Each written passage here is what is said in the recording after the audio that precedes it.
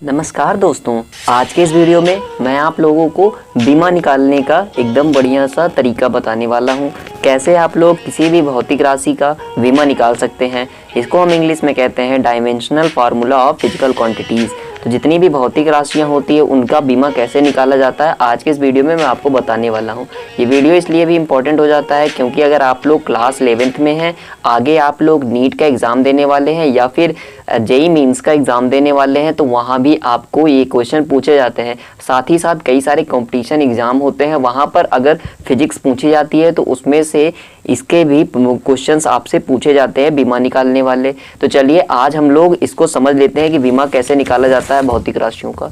सबसे पहले कुछ बेसिक सी चीज़ें मैं आपको बता देता हूँ, फिर यहाँ पर मैंने कई सारी भौतिक राशियों को लिखा है, एक एक करके सबका मैं बताऊँगा कि क्षेत्रफल की बीमा क्या होती है, आयतन का, वेग का, चाल का, त्वरण का, बल, घनत्व, संवेग, गतिज ऊर्जा, दाब, कोण, पृष्ठ तनाव, जितना आप कहेंगे मैं सब बताऊंगा आपको। लेकिन बेसिक से समझते हैं, एकदम शुरू से शुरू करेंगे और एकदम जीरो से उठकर हीरो तक हम लोग चलेंगे। समझते हैं एक एक करके। तो सबसे पहले हम समझ लेते हैं कि ये फार्मूला, ये जो हम सूत्र लिखेंगे इसमें मेन बात क्या होती है, कैसे हम इसको समझते हैं। सबसे पहले देखिए, इसमें हम तीन चीज़ों का बहुत ही ज़्यादा महत्व होता है। पहला होता है लंबाई का, दूसरा द्रव्यमान का और तीसरा समय का। तो लंबाई को हम इंग्लिश में लेंथ कहते हैं, इसलिए हम इसको एल से दिखाते हैं। साथ ही साथ अगर चौड़ाई होगी, ऊंचाई होगी, विस्थापन होगी या दूरी होगी, उसके लिए भी हम एल वाले लेटर का ही इस्तेमाल करेंगे। दूसरा द्रव्यमान, द्रव्यमान को इंग्लिश में मास कहते हैं और द्रव्यमान को दिखाने के लिए हम कैपिटल एम का यूज करेंगे।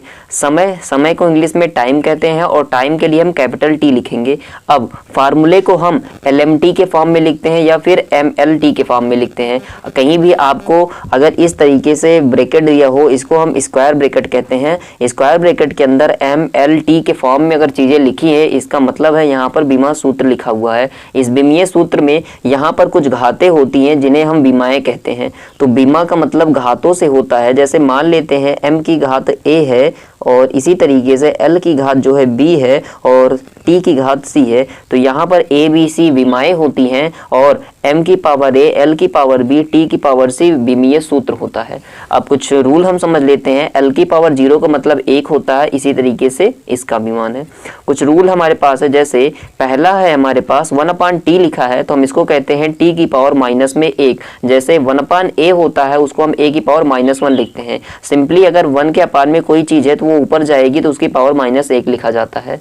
और दो नियम क्या हैं, अगर ये गुणे का नियम होता है, इसको आपने पढ़ा होगा लेकिन मैं बता देता हूँ। l की पावर a है इंटू l की पावर b है तो गुणे में घातें जुड़ती हैं। इसी तरीके से m की पावर a है भागे m की पावर b है तो भाग में घातें घटती हैं।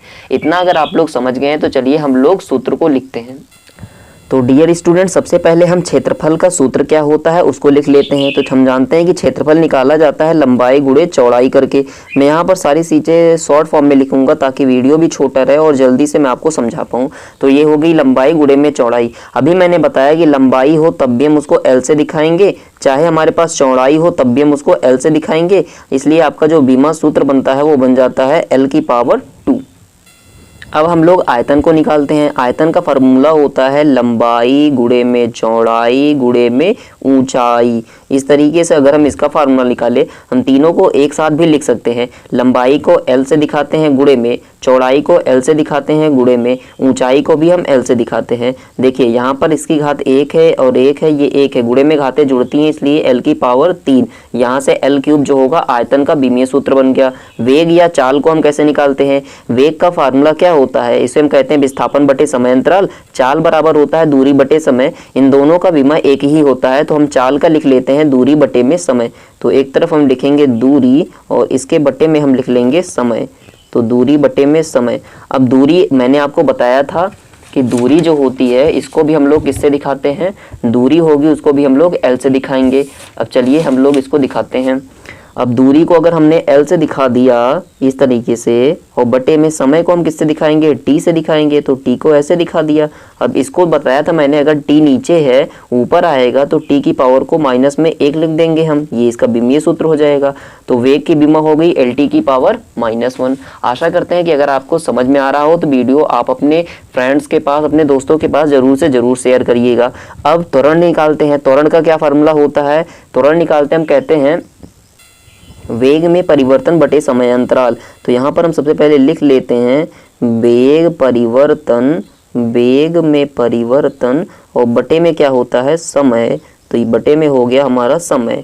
तो वेग में परिवर्तन, देखिए वेग कोई राशि होती है, उसमें परिवर्तन होने के बाद भी वो वेग ही रहेगा और वेग की विमा हमने यहाँ ऊपर लिखी है। तो यहाँ से हम मदद लेते हैं LT की पावर -1, ये हो गया वेग, बटे में समय को हम कहते हैं t। अब देखिए क्या हो जाएगा यहाँ पर, देखिए L तो हमारे पास है, t की पावर -1 यहाँ पर है। अभी मैंने आपको बताया था t जब नीचे से ऊपर जाएगा तो इसकी घात भी -1 हो जाएगी, यानी t की पावर -1 पहले से था, यहाँ से -1 और जाएगा तो -2 हो जाएगा। तो ये हो जाएगी आपकी त्वरण की विमा।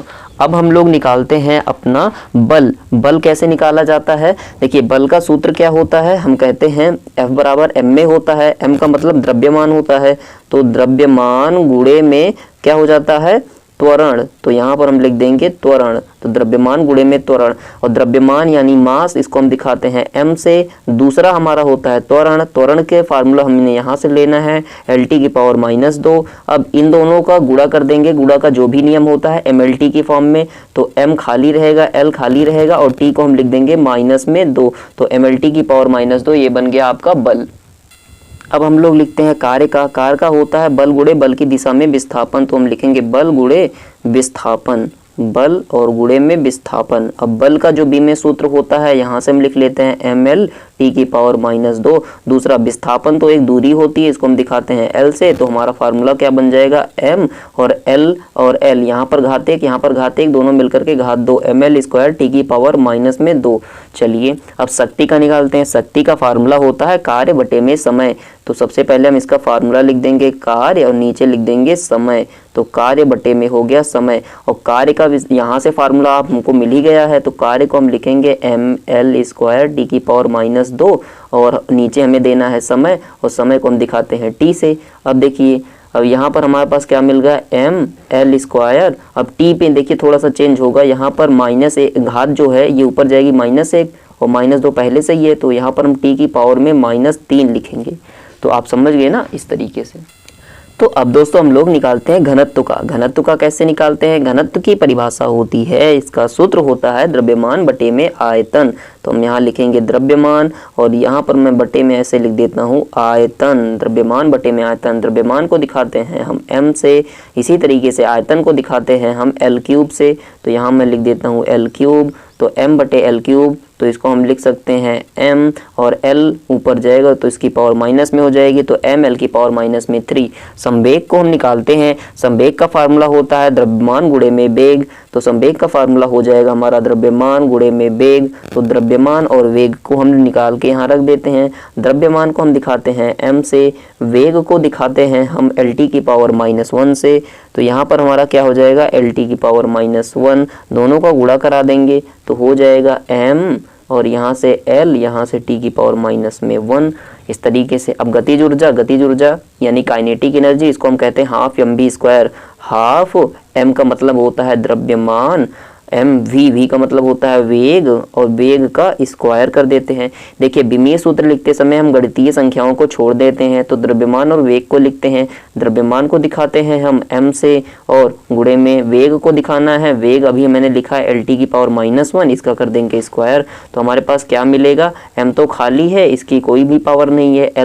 L को हम क्या लिखेंगे, देखिए ये जो ब्रैकेट के बाहर लिखा है ये घात L पर भी है, ये घात T पर भी है, तो ये L² हो जाएगा और -1 और 2 का गुणा होने के बाद ये -2 हो जाएगा। अब दाब का हम देख लेते हैं। देखिए दाब का फार्मूला होता है बल बटे में क्षेत्रफल। तो हम लिखेंगे बल और बटे में क्या लिखेंगे क्षेत्रफल, बल बटे में क्षेत्रफल। और बल को हम कैसे दिखाते हैं, देखिए बल का फार्मूला हो गया हमारा यहाँ से, ये आपको दिख रहा होगा ml t की पावर -1। तो ये हम लिख देंगे ml t की पावर -2 है, ml t की पावर -2 और बटे में कितना है क्षेत्रफल। क्षेत्रफल का मतलब लंबाई गुणे चौड़ाई, L² हम इसको कहते हैं। अब इस तरीके से ये हो जाएगा ml, देखिए ये घात ऊपर जाएगी तो -2 और यहाँ पर +1, -2 + 1 होती है -1 और t की घातें -2, ये हो जाएगा हमारा दाब का। तो दाब की विमा हो जाएगी ml की पावर -1 t की पावर -2। कोण को निकालते हैं। कोण का फार्मूला होता है आपका चाप बटे में त्रिज्या। तो हम पहले फार्मूला लिख देते हैं चाप, फिर बटे में क्या होती है त्रिज्या। चाप बटे में त्रिज्या। देखिए चाप एक लंबाई होती है, त्रिज्या भी एक लंबाई होती है।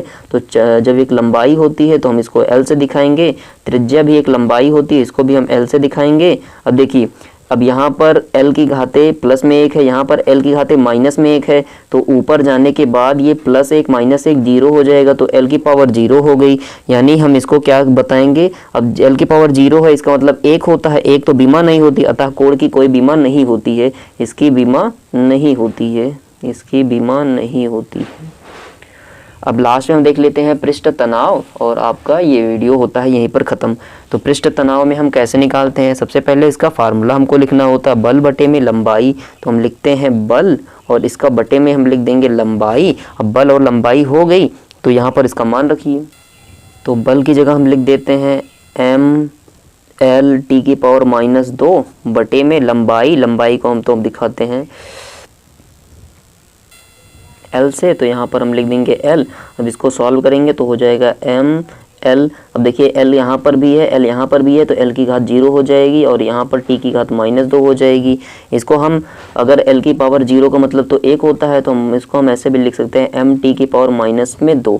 और भी बहुत सारी राशियाँ हैं, अगर चाहते हैं कि उनका भी मैं आपको बीमीय सूत्र लिखना सिखाऊं तो आप कमेंट कर सकते हैं, और अगले वीडियो में मैं सारी चीज़ें आपको बताऊंगा। अगर वीडियो अच्छा लगा हो तो चैनल को ज़रूर सब्सक्राइब करिएगा और चैनल शेयर करिएगा। मिलते हैं एक नए वीडियो में।